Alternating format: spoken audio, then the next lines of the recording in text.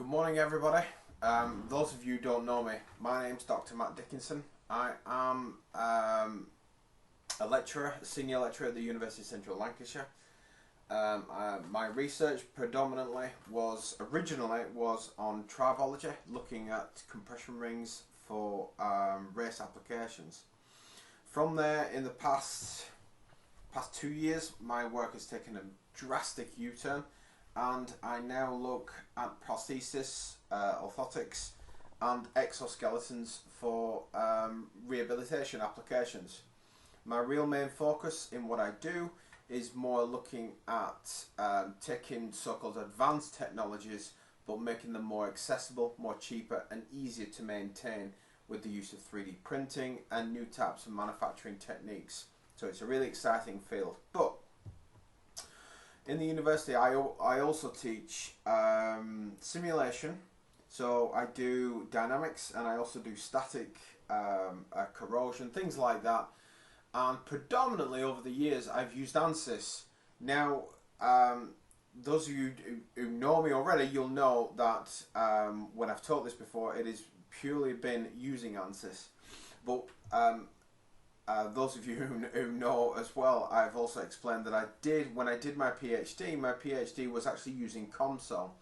Now, Comsol is an up-and-coming software. It was originally came out actually of MATLAB. I think it was originally called FEMAP. If anybody knows differently, please let me know. And this piece of software is more, for me personally, it's not better nor worse than ANSYS, but it's different. And this software offers a different method of approach towards solving the problem.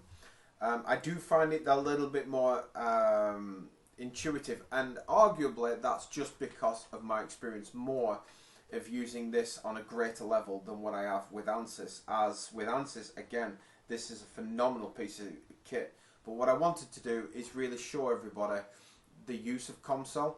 So for those of you who have been through my lectures before, you will know some of these notes. What I've essentially done is taking them and I've regurgitated them, in lack of better words, and I'm actually putting them into Comsol, so you can actually see the difference and you can see the method of approach, and you can see some of the nifty tools Comsol offers that ANSYS doesn't, and vice versa. So ANSYS will do lots of things better, Comsol will do lots of things better, but what this should allow you to do is come away with your own feeling of what you prefer. This isn't a software digging match at all. What I'm just wanting to do is take you around it. So what I thought we would do is start off with a nice example using a counterlever. So we're going to do pipe verification. So let's set the scenario. So the scenario is dead simple. What we're going to do is take a pipe with an outside diameter of 25 millimeters with a wall thickness, and we're going to get a wall thickness of 2.5, sorry, we're going to give it a length of 500 millimeters, and then we're going to load it with 100 newtons, assuming that one side of that wall is essentially, one side of the pipe, sorry, is essentially fixed to the wall. What we will also do is we're going to assume structural steel. I always use structural steel as a first initial approach, because then that removes the complication of going through the material side, selecting the correct material. This just allows you to navigate, get used to the actual system, get used to the process behind it.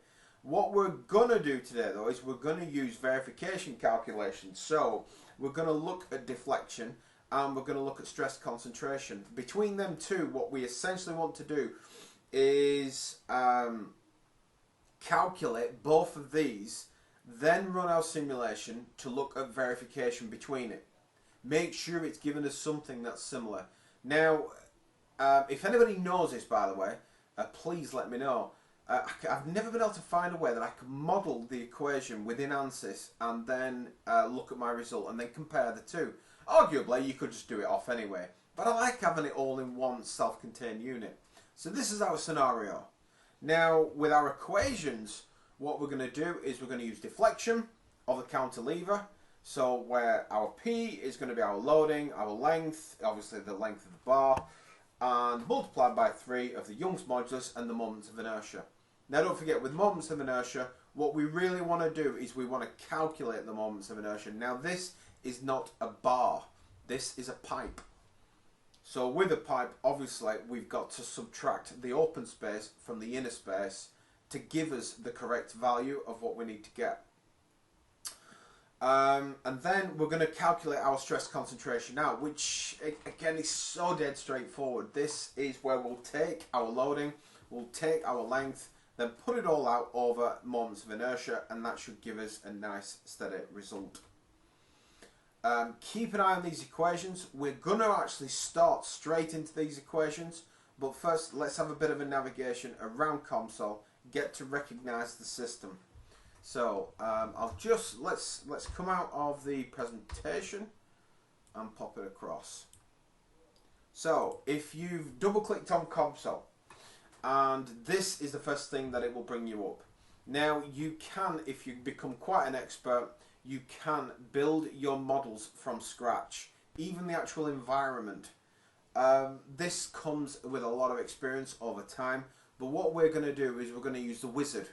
Now the wizard, for those of you who are CAD savvy, the wizard process is similar to your template scenarios that you set up in CAD, where you'll go drawing, you'll go part, you'll go assembly, and you can choose which way. Now Comsol boasts its GUI that sits on the inside. You can actually develop apps to attach to this. Again, something very similar in ANSYS as well, so it's nothing really new to those of you who are aware of simulation in FEA. So what I'll do first is I'm going to go to my model wizard. When it comes in, now the beauty of this is we can do a point, we can actually analyze elements, we can analyze one-dimensional recommendations, we can do one-dimensional asymmetric simulations, we can look at 2D, we can look at 2D asymmetric, or go straight to 3D. Now for what we're going to do to just really get used to this, we're going to start with 3D, but what I'd like to do over the next few sessions, I'd like to open up all of these so you can get a really good feeling for all of them, and it allows you then to come away and go, right, I know it can do this, I know it can do that, because there's benefits to all of this. And what I thought we could do is on the 2D, we may bring in the dog bone design and look at verification of a dog bone. So we'll calculate out the maximum forces, stresses from there, and then we'll do a dog bone and then look at that failure point. And I'm thinking perhaps on the two-dimensional asymmetric, might be able to get a pressure vessel out of it, just to give you a nice scenario of the overall thing. So what I'm going to do is go 3D. Second you click onto 3D, it then says, right, okay, you're going onto 3D, what else do you want to do? Now, in the university we don't have all these actual bolt-ons to it. What we're going to focus with is, I'm just going to minimize that because that's what I've been using in the past. What we're going to focus on today is using structural mechanics. So I'm going to expand on my structural mechanics, and then I'm going to go solid mechanics here. And then what it'll do is it'll give me an introduction here to tell me what a solid mechanics system can do and what it will actually give me and the process for how it works. So what I'll do, I've clicked onto solid mechanics, I'm going to click add. Any minute now. There we go. So then what it'll do is give you units, your displacement components, everything within it. So, which is good. It's perfect in fact. So we know what our displacement components will be, we know what our displacement field major value is, and then we can go to the lower of here and then go to study. Now within our studies now, we've got so much that we can do. We can go time dependent, stationary, frequency domain. There is so much that you can drag out with this. Now I'm going to use a general study because this is just basically a nice introduction as to what it is and how this thing overall functions. So I'm going to go stationary, and then I'm going to go done. Once this is done, this is the whole scenario. For those of you who are familiar with ANSYS, this is the initial process of dragging in key components that you're going to operate with. Now within here, we now do everything that we want to do. Now you can label the geometry, so I'll call this geometry pipe.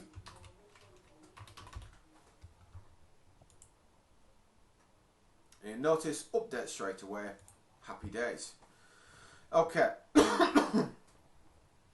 what I think I'd like to do first is I'd like to set up my units. So you look here, choose your units that you want to operate in. I'm going to actually choose to operate in millimeters, because if you think of the original drawing that I showed you, it's as not the best as it is. If you think of the original drawing I showed you, all in millimeters. So what we'll do is match to that. We can shift across if need be, but we'll stay at that. Right, so let's set up our variables. Now you'll know from any other softwares, you normally start with your CAD model, you build it in, and then you run it and you simulate it. You can do this in Comsol. This is a bolt-on where it will allow you to import, and if you import, what it then allows you to do is then model to it. Now a friend of mine actually has the full access at another university, so I'm going to get him to save the example in something else so I can show you when that's running as well, just because we don't have the full license to actually import. So what I will do is go to parameters. Now here with parameters, these become global. Now anybody who's used to programming, you'll know local and you become global variables. This is a similar actual process of how this works. So in essence, you're in your global remit here, and then you've got your locals here. You can, once you start to build up simulations, you can get verifications across the whole thing. It's not just one particular area. So, based on these variables, I'm going to set these up. So, one, it asks for a name. So I'm going to go OD, tab, 25. Now you must do this. So I'm going to go square brackets, millimeters, square brackets. You'll notice it comes across and then ultimately gives you the value straight in meters. You can change that if you wish. I'm not interested with that. I just want that to be there. And when you get to descriptions, it's useful to add a description, because you can easily get to a point and go, what the hell was I doing? And it can become very confusing. So let's just call that pipe dia. Then we'll come down to our, what was our next one? Wall thickness. So I'm going to go, I'll probably just call it wall TH. And we've got 2.5 square brackets, millimeters, square brackets, tab. Call this wall thickness. And then, what we got now? We got length. So, to minimize this process, I'm just going to go L. I mean, really, I should have gone WTH or something, just to make life easier for myself. Because don't forget, like in coding, you keep your variables low, so you don't have to mess around too much. So I will go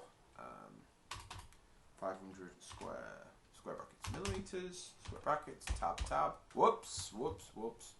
So call pipe length. I'm going to go PF.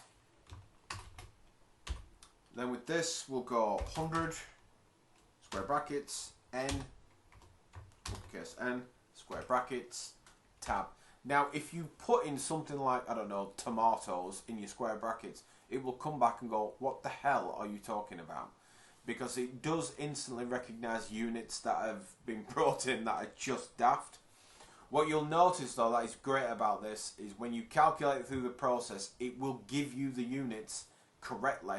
And if something goes wrong, it will go bright red. So I'm actually going to try and introduce problems with it so you can see what happens. So I'll go pipe, force.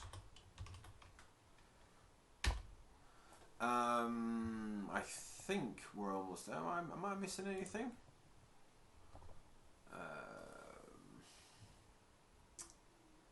No, I don't think I'm missing anything, which is good. Very good. Right, so what is incredibly useful when you do this is often choosing the exact same Young's modulus from the actual software.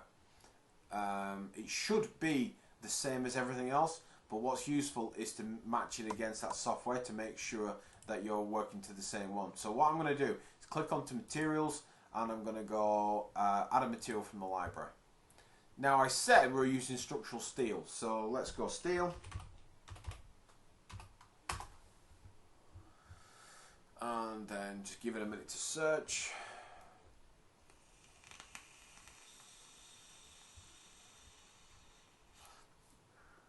What the system does now is comes up with every single form of steel that it has actually loaded in the system. There is a lot of different variations. So any composite materials that has forms of steel within it, it will bring it up. Anything that has actually any relation to steel, it will bring up. Now I'm going to use built-in, and you'll see there we've got structural steel. So I'm going to double click it, and now I can close my add material remit. So you see now it's got nothing there. We don't have any geometry there. We're really at the moment what we're considering is the density, the Young's modulus, sorry. So you'll see there.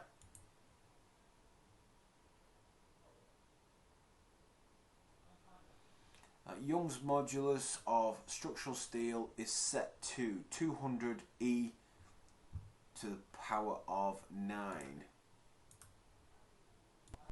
Sorry, I went a little bit daft then. I looked at 200e to the power of 9 thinking, it should be 2 to the power of 11.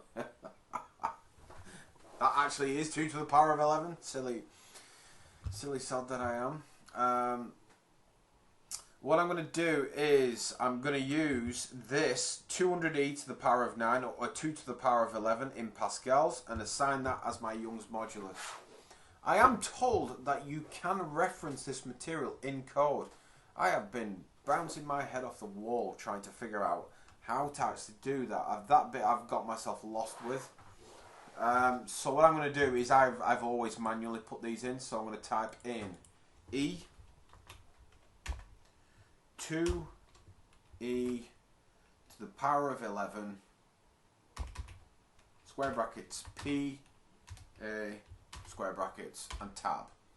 Now you see there where it's come up and gone, I'm not sure what it is that you're trying to do. Something doesn't make sense. You need to go back, re-examine what you've done. So if I go back, first thing you'll see there I've got a curly bracket. Now, when I put that back in and correct it, it then comes back and says 2e to the power of 11. So what I'll do is just put a tab on, call this Young's modulus.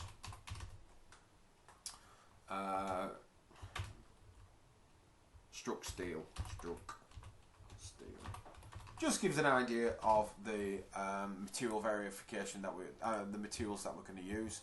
And at least then when we do deflection, we do stress concentration, we can go around it. So the equations that we'll bring in here will allow, well, we're actually going to model the equation directly in the software now to give us a value, to give us something to aim for. Because as you well know, when you're running it, you run it through and go, what is it? Is it right? So we're going to come back to these equations and we're going to actually build these directly in and then use them as a verification method. So what you will need to do is try your best to follow me at this, because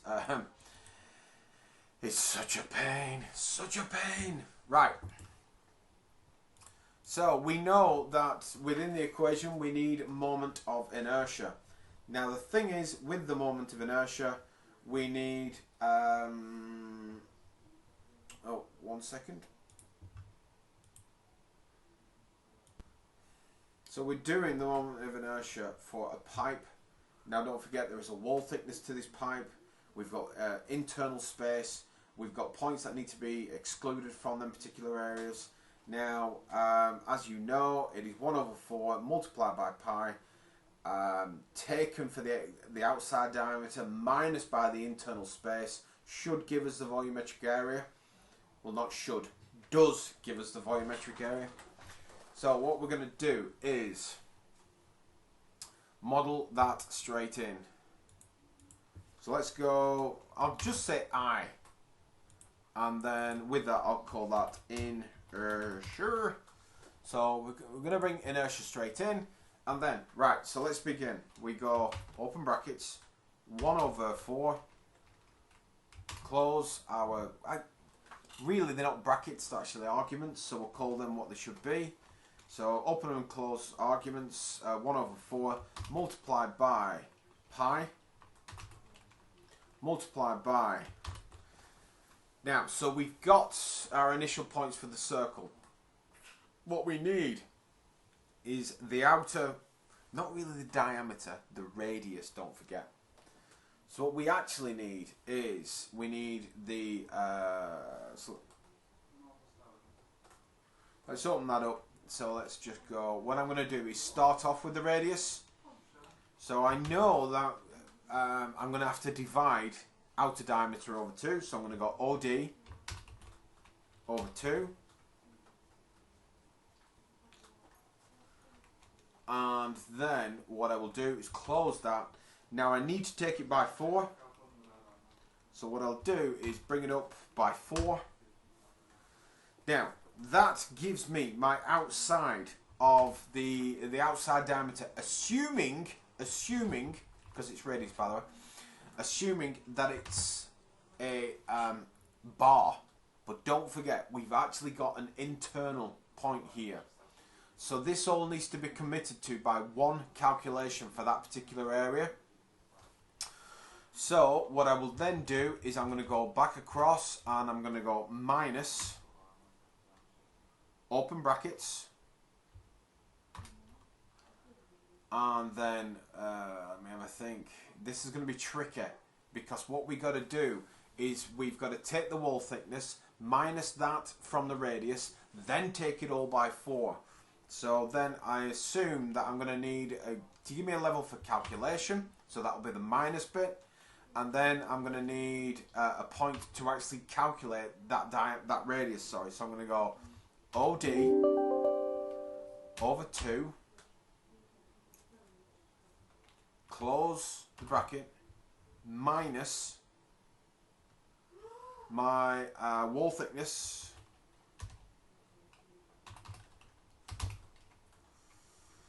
then what I need to do is close that bracket. Now that'll close it to give me the first initial calculation. So you'll notice here we've used 1, 2, 3, gone 1, 2. So what we've got now is we'll take that to the power of 4 to take into consideration. Essentially what I'm doing is I'm calculating the internal wall space.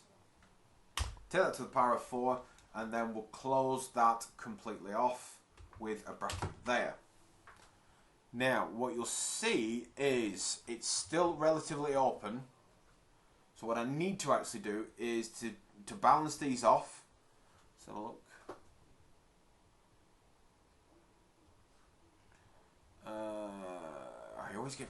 I've used so many brackets that I'm getting myself mixed up. So I think it's one more. So I've actually used too many there. I thought I had, but I wasn't sure. So I'll drop it down to 1. Now you'll notice here that it's still coming out like at 9.7. Let's have a look. Let's have a look.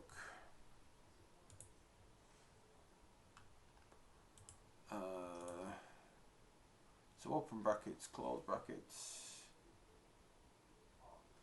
This will be at a spot that I'm missing. Usually the case.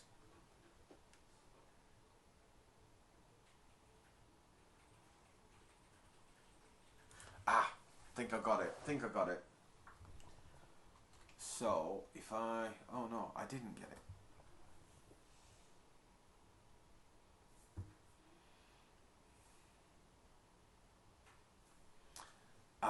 See here, I think it's there. See here, don't forget this is one calculation for its area. And I think it's getting confused, so I'm going to put one in there to bring that whole section together. Yes! That's looking a lot better. Right, so we've now got the moment of inertia. We've got that for our target pipe, our dimension that we're putting onto there. So now what we're going to do is calculate its deflection. So I'll just call this diff.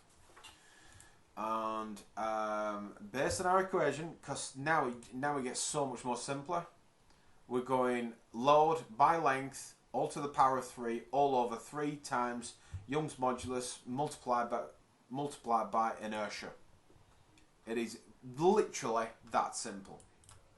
So I'm going to open this.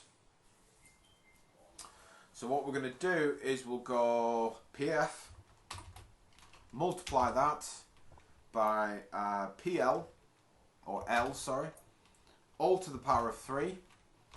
Then what we do, because we've now got the top piece, we'll take that over, open the bracket, 3 multiplied by our Young's modulus, which is E, then multiplied by I, which is our inertia. Close them brackets off, and I actually want to see this in millimeters, because I'm going to try and make my way through, because if I see this in meters, I suspect it's going to be a relatively small value. You can set it to that if you wish, but I'm going to go millimeters.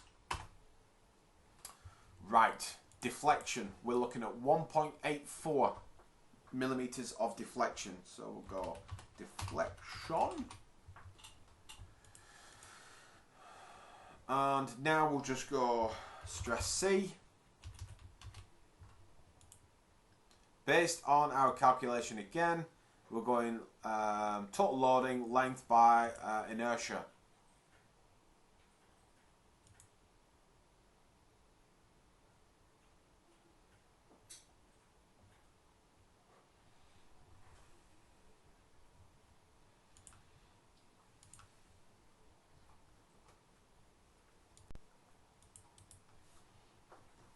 So let's give us stress concentration for the second moment of area. So what we do is go PF for its pipe force multiplied by our L. We're going to divide that out. Sorry, close the arguments. We're going to divide that out by inertia. So I, and then because that gives us the principal force around that area, what we actually want to do is we want to know the full extent of this. Now don't forget, what we actually need is we need the full radii as well. So I'm going to multiply that by, open brackets, OD over 2, close the brackets. Okay, so we're operating to 5.52 Newton meter squared. So let's take a look to see if we can get something similar to what that is giving us. So I'll call this stress concentration. So we've now got target values. We've now got our initial target values, these and this and this.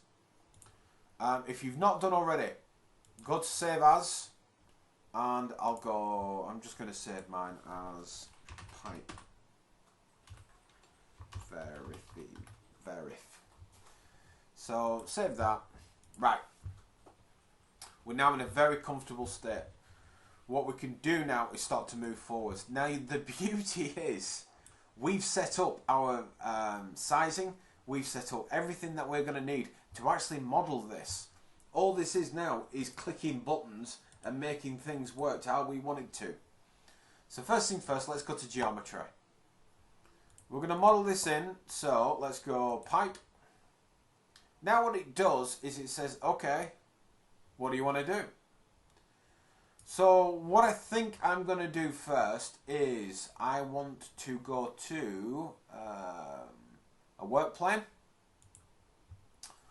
and I'm going to model, in this case, where should we model? Let's go XY. So from this, you'll see I get this. This is the plane I can model straight onto. Absolutely phenomenally good. So what I'll do is I want to bring in a circle. Now this is one of my real personal favourite things about Comsol. This point now, it asked me, so what's your radii going to be? And this is how delicious it really is. So we know our first radii is going to be OD over 2. And we know select angle 360. Yes, we're coming from the centre because you can offset the centre. Obviously, you can actually have a rotation angle across it. How do you want to do it? Where do you want to start from? Might not want to be on a fixed plane, so let's a fixed component, I should say. So what I'll do is build selected, and then let's zoom that out, and that's what it gives me.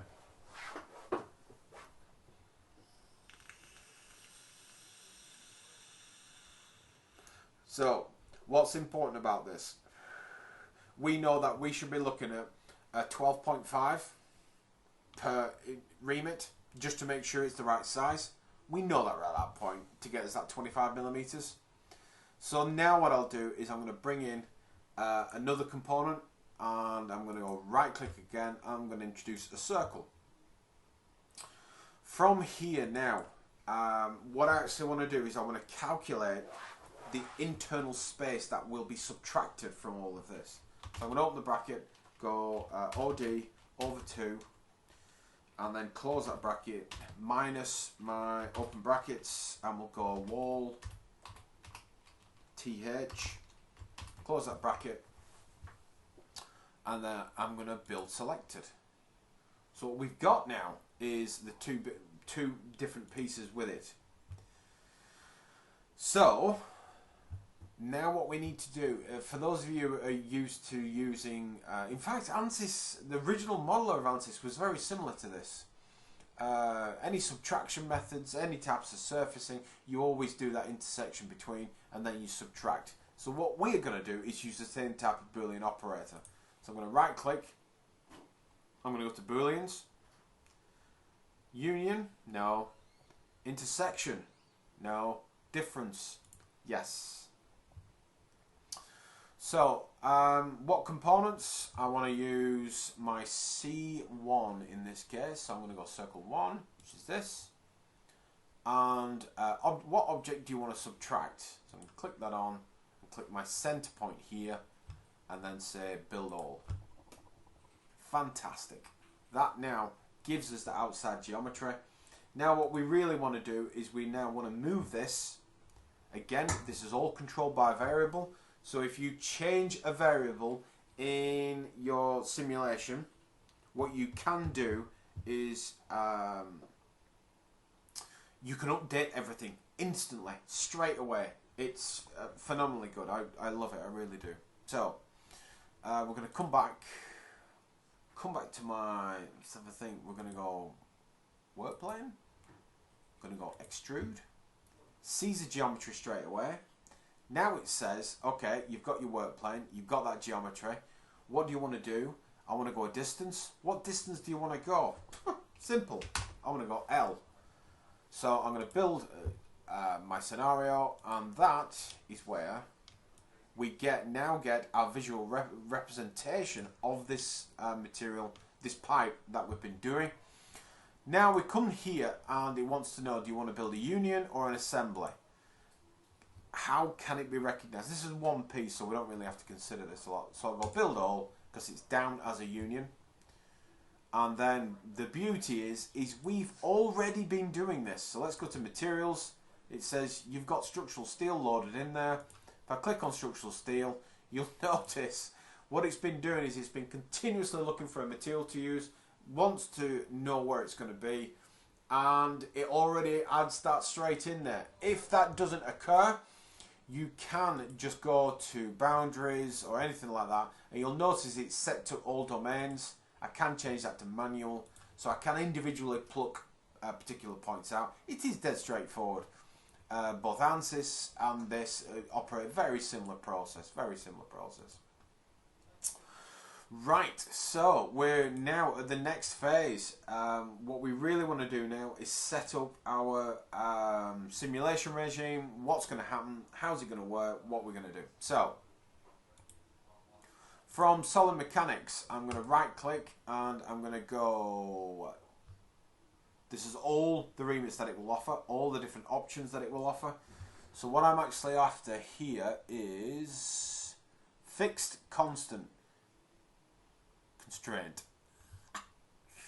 I want fixed constraint, and you'll notice now it's actually using the faces. Now you see here the boundaries, domains, objects, edges, points, or none at all. Now this allows you to scope in between, but this is about a boundary selection, so you'll know the others are grayed out. So what I'm going to do is left click on there, and now that is fixed.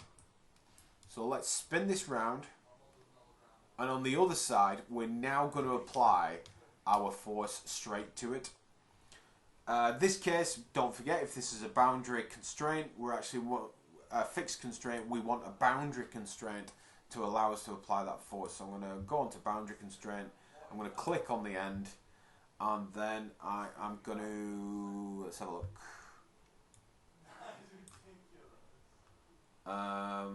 What we want to do is go to, there we are, sorry, yes, I went a bit blank then.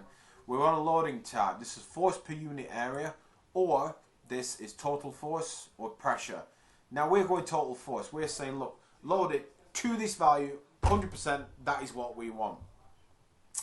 Right, so, based on our datum, if you see that as the datum, so our loading is over here.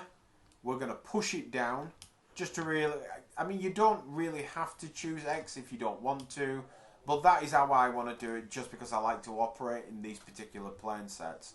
So I'm going to go in X, and I'm going to go minus PF.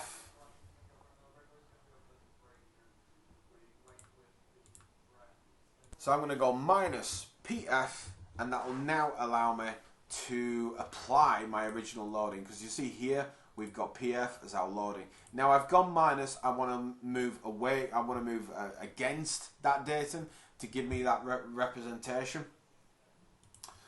Now with meshing, any types of meshing, anybody who's never been used to meshing procedures before, the element method is either tetrahedron, it is hybrid, you've got so many different ways. I think I've actually, well, I've done a video on this before, but I may do another one again just to refresh those who are unsure. Now, your typical method is for the physics control mesher. So this is the automatic procedure. You can choose normal through to extremely coarse or whatever.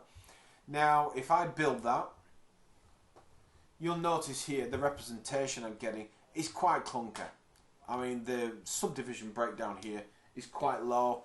We need some more. Now, because it's a curved surface, it's never quite right. So what I will do is then drop that down, and I'm going to go, let's see how it looks under fine. It gives me a bit of a better representation, but what I'll perhaps do is run it through on a fine mesh, and then see what types of results I'm getting. And then we could see if what types of changes we'd need to make to try and tighten this up slightly. So, if you've not done already, make sure you hit save. Let's go to study, and then let's compute.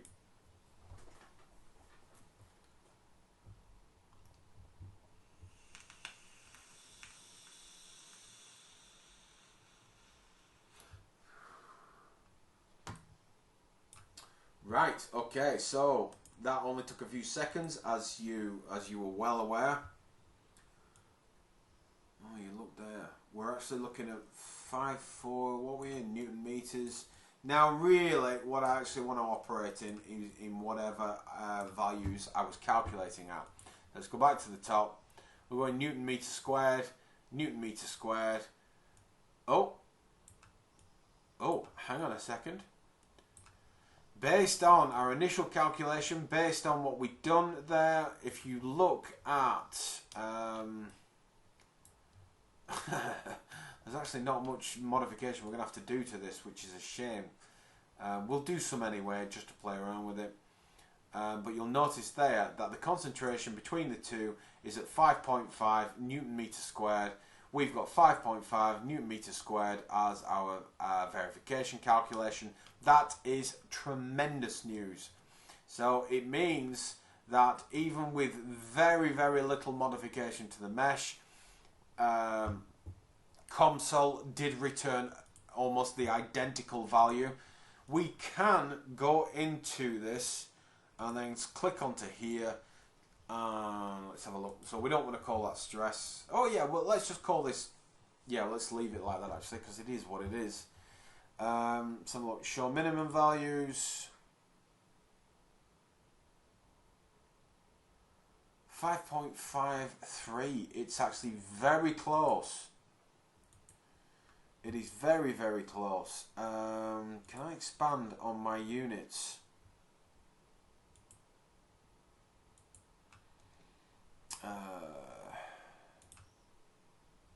Okay, so let's go into the set itself. Let's have a further look at what we're looking at. It's quite good. I mean, it's a lot closer actually than what I was expecting. I was expecting a little need to tidy it up a bit, but this has given me a result which is so bang on, it's unbelievable. So let's have a look at table, log, sorry.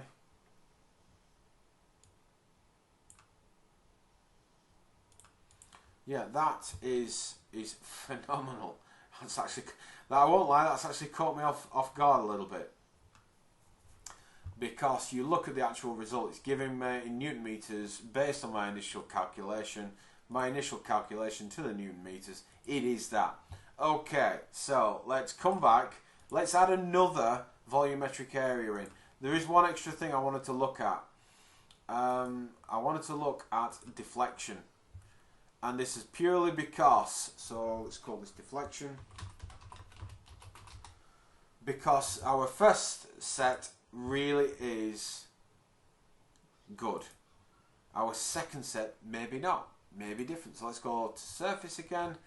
And what I'll do is, you'll see there we've got displacement already set in millimeters. Let's run that. If you do like to see it bent, so it's like, and you want to see the exaggeration, you can right click onto surface and you can go to deformation. Put onto deformation and it will then give you that displacement. You can also change the scale as well if you wish. Some people like to see it to really see what's going on. If you are one of those as well who likes to see a video and to see it animated, I'm just going to go to player and I can literally play it.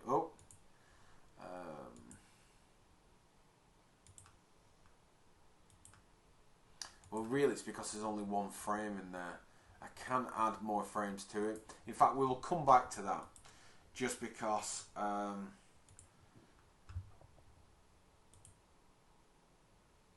just because there's not much there for it to really go at. Anyway, so my deflection gives me 1.8 millimeters, plus or minus 1.8 millimeters. Go on to parameters. We've got 1.8 millimeters of deflection. So we know what we're getting is something that we can rely on. Now, a lot of people have said to me before, what is the point? Why go through so much effort? The truth of it is you may run through a simulation, you may come to the end, and then you may come away and think, how do you know for sure that the values that you've added have some validity about what you're doing? You know, is there any verification with it?